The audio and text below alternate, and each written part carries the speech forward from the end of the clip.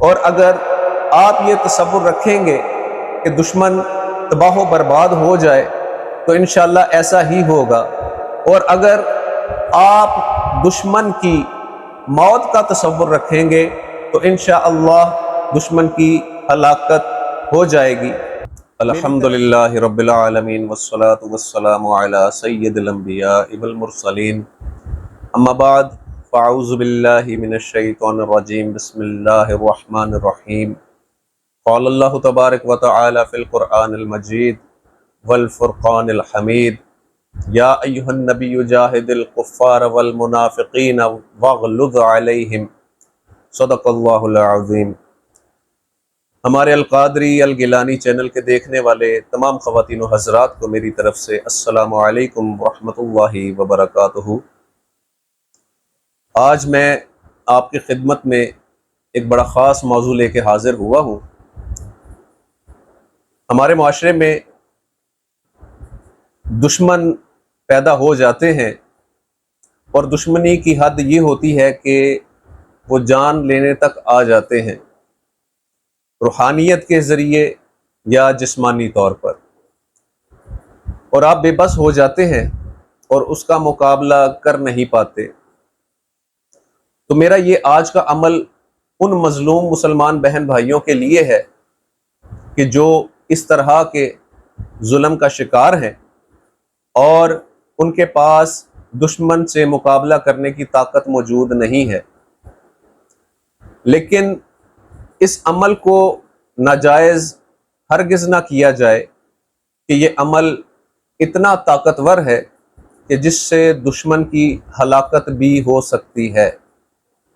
اس عمل کو اس کے معیار کے مطابق کیا جائے، جو شخص اس چیز کا مستحق ہے اس کے لیے یہ عمل کیا جائے، نہ کہ آپ کو کسی نے گالی دے دی، آپ کو کسی نے رشتہ نہیں دیا، چھوٹی چھوٹی باتوں کو لے کر آپ اس عمل کو بالکل نہ کریں۔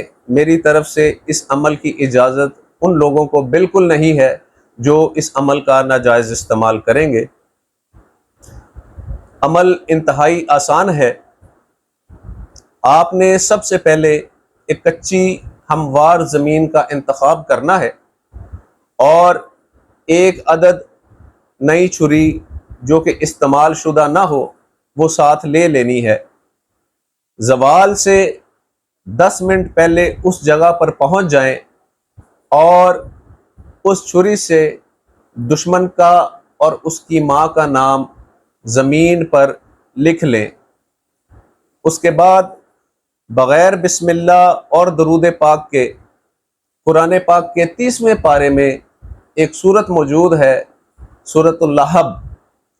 آپ نے 40 مرتبہ وہ سورت پڑھنی ہے زوال کے وقت میں، اور اس کے بعد آپ نے اس چھری کو دم کر لینا ہے۔ دم کرنے کے بعد اس چھری کو آپ نے ہاتھ سے پکڑ کر اس نام کو کاٹ دینا ہے۔ یہ عمل آپ نے کم از کم 3 دن اور زیادہ سے زیادہ 7 دن کرنا ہے۔ اس عمل کے دوران جو آپ کی نیت ہوگی عمل ویسے ہی انشاءاللہ کام کرے گا۔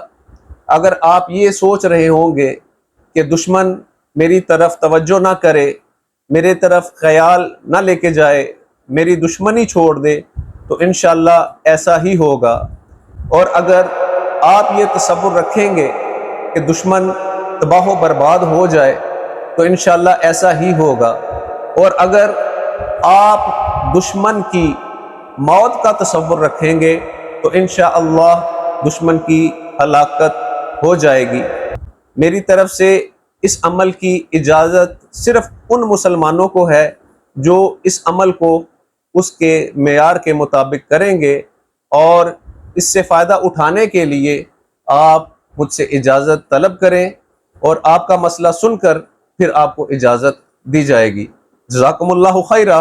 السلام علیکم ورحمۃ اللہ وبرکاتہ۔